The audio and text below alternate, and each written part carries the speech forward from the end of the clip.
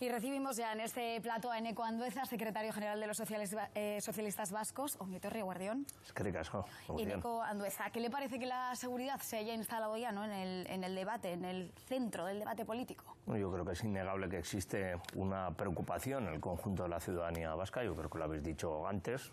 Alcaldes de diferentes colores políticos han puesto también el foco en esta cuestión. Nosotros, en la campaña de las últimas elecciones autonómicas, pusimos encima de la mesa dos cuestiones que creo que son nucleares en esta materia. La primera, la necesidad de acabar con el conflicto dentro de la Ertzaintza y mejorar sus condiciones, no solo salariales, sino también materiales, para que la Ertzaintza pueda contar con todos los medios necesarios para cumplir correctamente con su trabajo y también afrontar y hacer frente a nuevos delitos que han ido surgiendo, pues bueno, fruto del paso del tiempo y de la nueva sociología que tenemos en Euskadi, y que por otro lado, evidentemente, existe una necesidad que cada vez se muestra más evidente de pasar del umbral de los 8.000 agentes en la Ertzaintza para hacer frente y para cubrir todos esos nuevos flancos que han ido surgiendo. Un momento, señor Andueza, porque uno de los cambios que hemos escuchado de Bingen Zupiria tiene que ver mucho con la política comunicativa. Y desde ahora se da el dato del origen del presunto delincuente que ha sido detenido. Maitane Bastida, hoy lo ha vuelto a explicar Bingen Zupiria, pero es que además también le hemos escuchado a Patxi López dar su opinión. Sí, hay polémica desde que la Ertzaintza ahora revela el origen de los detenidos. El consejero de Seguridad, Bingen Zupiria, ha dicho que hace falta más transparencia para combatir la estigmatización. Sin embargo, desde Patxi López lo que decía es que no comparte aquello de identificar uno a uno la procedencia de los delincuentes, sino que hay que hacerlo de manera colectiva, y lo de inmigración igual a delincuencia es un invento de la extrema derecha. Badagoela zenbaiten partetik kanpotar batzuk estigmatizatzeko helburu bat, eta uste dut horren aurrean, atzo esan nuen bezala, gardentasunez jokatu behar dugula, eta uste dut honek merezi duela diagnostiko zuzen bat egitea eta eztabaida sendo bat egitea. Cuando identificas uno a uno, ya estás estigmatizando a una persona en concreto. Debiéramos de dar los datos más colectivamente, ¿no? Más de un tanto por ciento, sobre tantos por cientos, para identificar que efectivamente es un invento de la extrema derecha, para hacer de la lucha contra el inmigrante o de la cacería del inmigrante una de sus valores políticos, ¿no? Curioso, señor Andueza, porque buscando lo mismo, no estigmatizar, proponen medidas que son contrarias. Bueno, es verdad que ahí la delgada línea se puede traspasar, ¿no? Y una cosa es la transparencia y otra cosa es que esa transparencia pueda derivar en una estigmatización, que de hecho es lo que están buscando algunos grupos políticos. De hecho, el hecho de que el consejero de Seguridad dé esos datos viene de una iniciativa parlamentaria que realizan tanto Vox y el Partido Popular, con una solicitud de información que evidentemente tiene el amparo propio que tienen que tener estas cuestiones dentro de la mesa, ¿no? Y es el PP y Vox quienes piden que se dé esa información y que esa información sea pública de alguna manera. No sé si servirá o no servirá para algo, pero desde luego sí tenemos que tener mucho cuidado y hacer mucha pedagogía con esta cuestión, porque evidentemente sin quererlo podemos llevar a la estigmatización de grupos que yo no tengo ninguna duda en la inmensa mayoría de los casos de las personas que vienen de otros lugares del mundo a Euskadi, evidentemente vienen a buscarse un futuro mejor, vienen a trabajar y no a delinquir, que es el discurso que están incorporando constantemente tanto el Partido Popular como Vox en las diferentes intervenciones que hacen en el Parlamento vasco. En las últimas semanas hemos visto pintadas en sedes, en murales, incidentes en las calles, por ejemplo el 12 de octubre, el Día de la Hispanidad, y veíamos también a gente que hacía tiempo que no se veía o no se veía tanto, gente que se tapa la cara vestida de negro. ¿Cree que es una cuestión puntual o que hay un rebrote real de la violencia en las calles? Yo desde luego sí que creo que existe cierta amenaza hacia la convivencia en Euskadi, ¿no? Y creo que no podemos ser tan ingenuos de picar en el anzuelo que la extrema derecha en este caso nos está poniendo encima de la mesa. Responder con violencia, vamos a decir, que dentro de un movimiento antifascista, de alguna manera es también verse arrastrado a fórmulas y a comportamientos comportamientos fascistas, que por otra parte ya los hemos vivido en Euskadi durante demasiadas décadas. Yo creo que no podemos ser tan ingenuos y desde luego debemos de responder a esos fascistas desde el convencimiento de que los principios democráticos, de que la palabra y que desde luego los argumentos valen muchísimo más que cualquier acto violento que se va. Al fin y al cabo es lo que están buscando. Están buscando actos como el de la pasada semana en Pamplona, están buscando actos como el del pasado 12 de octubre en Vitoria y desde luego responder al fascismo con sus mismos instrumentos, con su misma herramienta, no te convierte en un antifascista, sino precisamente en todo lo contrario. Ha habido un señalamiento público hacia Euskal Herria Bildu por no ser lo que el resto de partidos consideran no demasiado contundente con esto. Claro, no sé si han hablado con ellos, sé qué les parece, porque ellos se desvinculan de esos actos. Sí, evidente, ellos se desvinculan de esos actos, pero nosotros, desde luego, que les reclamamos más contundencia, ¿no? Yo creo que, aunque te desvincules, evidentemente la contundencia a la hora de condenar esos actos debe de ser evidente, ¿no? Y a H. Bildu todavía le vemos en un, vamos a decir, que en un discurso de cierta tibieza con esto, ¿no? E incluso, como decía, tachando de antifascistas a esas personas que están utilizando exactamente los mismos medios que utilizan los fascistas, ¿no? Que es la violencia, que es la intimidación. En fin, yo creo que a cada cosa hay que llamarle por su nombre y no se puede vestir de antifascista a alguien que está utilizando la violencia para dar respuesta a una provocación. Creo que eso también es un intento de confundir, de vestir, de revestir con un papel de celofán a gente que desde luego está utilizando los métodos fascistas que en su momento sufrimos algunos en este país cuando estábamos aquí defendiendo la democracia, la paz y la libertad. ¿Cómo creen cuando decía que debería plantarle cara la sociedad al fascismo? Pues creo que con un discurso contundente de rechazo, ¿no? Evidentemente a mí me preocupa que desde determinados sectores, en el ámbito de la universidad, de algunos movimientos vinculados al deporte, surjan este tipo de reacciones, ¿no? Desde luego la contundencia y desde luego la más firme defensa de los principios democráticos deben de hacer entender a esta gente que esos movimientos, que esas actitudes están absolutamente de sobra aquí en Euskadi. Vale, estamos en la fase donde vamos la cuenta atrás para terminar el año, teníamos un proceso de transferencias pactado, tasado, ya sabemos que algunas son complicadas, y entre ellas estas estructuras de interés general, aeropuertos, puertos, son un poco la frontera además que marca un poco el estatuto. Y ahí surge qué va a pasar con el puerto de Pasaia. Maitane Bastida, en las últimas horas les hemos escuchado a los alcaldes de los municipios afectados.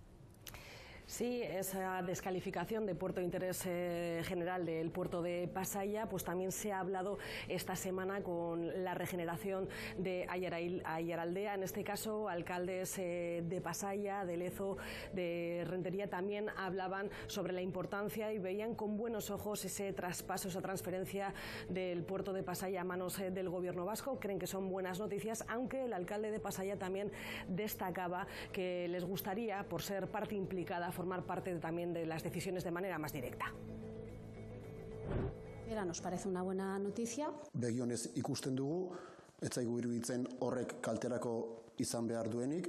Y yo creo que tenemos que hacer compatibles las dos cuestiones, ¿no? Que efectivamente se pueda transferir, pero a la vez siga siendo un puerto pues internacional. Hontaz ere, guk jakitun izan gerala komunikabidetatik. Inguratzen ditugun herrialdeak behintzat hor parte hartze zuzenago bat izatea, erabakitzeko gunetan behintzat.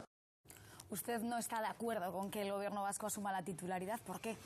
Pues mire, en primer lugar porque creo que sería una auténtica catástrofe para el tejido productivo de Guipúzcoa y por tanto para la economía vasca. A mí me gustaría que preguntaran a las empresas que tienen incidencia directa en el puerto de Pasaia qué opinan sobre todo esto, porque yo he hecho ese ejercicio y desde luego para nada están de acuerdo. De hecho, la propia Cámara de Comercio de Guipúzcoa tampoco ha dejado clara su posición al respecto de esta cuestión. A mí me gustaría saber cómo quieren garantizar los tráficos internacionales en el puerto de Pasaia si se eliminan las aduanas y se eliminan, vamos a decir, que todos esos filtros para que el tráfico internacional de mercancías pueda garantizarse. Yo, desde luego, tengo muy claro que voy a estar del lado de la defensa de los más de 4.000 puestos de trabajo directos e indirectos que genera el puerto de Pasaia. Mi pregunta es, ¿para qué? ¿Para qué quieren desclasificar el puerto de Pasaia como puerto de interés general? ¿Para qué? ¿Para que esos flujos se vayan a otros puertos como el de Bilbao, o con lo que sería muchísimo peor, a otros puertos como el de Santander, que de alguna manera también ya se está empezando a llevar algunos tráficos internacionales? ¿Para qué? Esa es mi pregunta, esa es mi gran pregunta. ¿Qué ganamos con todo esto? Y si alguien dice que lo que vamos a ganar es más capacidad para gestionar, les tengo que recordar que la presidenta de la Autoridad Portuaria de Pasaia está designada por la Consejería de Industria del Gobierno vasco. Es alguien de plena confianza del Partido Nacionalista Vasco. Si se quiere invertir más, siempre nos tendrán del lado del puerto de Pasaia, tanto al Partido Socialista Euskadi Esquerra, como a la Administración General del Estado. Mi pregunta, insisto, es el para qué. ¿Para qué quieren hacer eso? En la cuenta atrás hacia ese final de año, ¿qué cree que va a pasar? ¿Qué cree que de las competencias que están ahora negociando llegará y qué no llegará? ¿Dónde habrá acuerdo, dónde no? Pues en algunas, evidentemente, yo espero y deseo que haya, porque la voluntad política para que las transferencias vengan, desde luego, sigue intacta, ¿no? El Gobierno vasco ha dicho que ya ha hecho sus deberes. Su partido forma parte del Gobierno vasco. Sus deberes, cuando dicen sus deberes, es en el más amplio sentido de la palabra. Sus deberes, en el más estricto concepto de la palabra, los suyos. Es decir, es un documento de parte. Yo lo he dicho claramente y hoy vengo a reiterarme en esa cuestión. Es un documento de parte porque es un documento hecho exclusivamente por la consejera. ¿No está consensuado entre todo el Gobierno vasco? No, señor, no está consensuado y fue la consejera la que, por su cuenta y riesgo, le transmitió esas 10 carpetas al ministro Ángel Víctor Torres. Pero el Partido Socialista Euskadi Esquerra no ha participado en la elaboración de esos documentos. Y de ahí también viene parte del conflicto con algunas cuestiones, porque muy probablemente la posición podría haberse consensuado previamente antes de llevar. Oiga, y eso es algo que un gobierno un poco engrasado en un tema tan importante. Es algo que se lo he transmitido al Lehendakari y se lo transmití personalmente en una reunión que mantuvimos en el Parlamento Vasco al Lehendakari y a la propia consejera. Me lo preguntaron recientemente porque había cuestiones que son evidentes en las que mantenemos discrepancias, como es este caso en concreto y en la transferencia de aeropuertos, en el que es evidente que el Partido Socialista no ha participado en la elaboración de esos documentos. No sé qué persigue esa parte del Gobierno a la hora de hacer esas cosas de manera unilateral. Yo creo que defiende más los intereses propios del Partido Nacionalista Vasco que el del conjunto del Gobierno vasco. Sobre esas discrepancias, evidentemente, hemos mantenido un diálogo, hemos mantenido una reunión en la que participó el Lehendakari, la propia consejera María Ubarretxena, el vicelehendakari Miquel Torres y yo mismo, en la que le transmití la necesidad de trabajar en estas cuestiones de manera conjunta para que no existieran estas discrepancias, porque entendemos que son cuestiones nucleares para este país y desde luego lo identitario no puede anteponerse al interés general del conjunto de la ciudadanía vasca. Le voy a preguntar por otra cuestión en la que creo que también hay disparidad de opiniones, no compete al Gobierno vasco, pero también da una fotografía, ¿no?, de la situación que puede haber ahora entre los dos partidos de coalición. El Centro Arana.